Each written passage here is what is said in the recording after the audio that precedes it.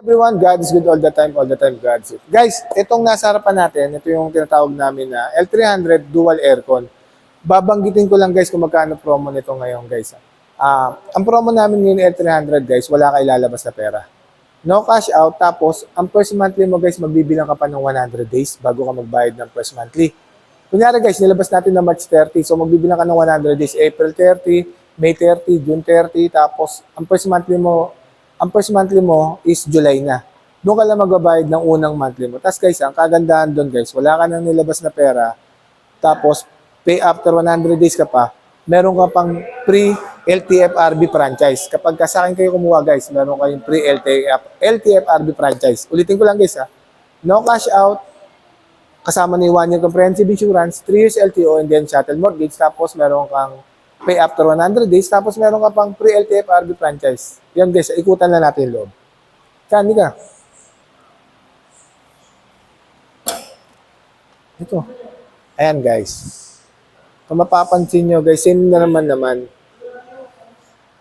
Yan ang loob ni L300. Same pa rin naman guys, naka-common rail direct injection to Diesel engine guys Ang makina niya guys, 2.2 liters guys Tapos Euro 4 compliant. Tapos, tignan natin yung loob. Channel ka. Ito yung loob niyan. Ayan napakaluwag Sobrang luwag Sobrang ganda. Yan.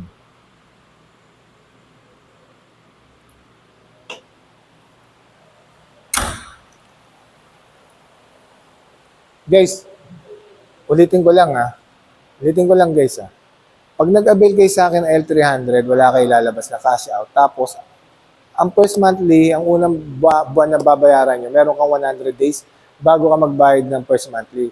Tapos, lilibre ko pa yung LTFRB franchise mo. So, ang gagawin mo lang talaga is kukuhain yung sasakyan. Yun lang talaga ang gagawin mo.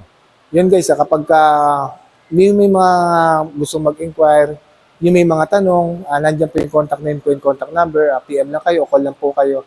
Sa mga may gustong previous naman po, madali lang po kausap. Huwag po kayong mayang magtanong, huwag po kayong mayang tumawag.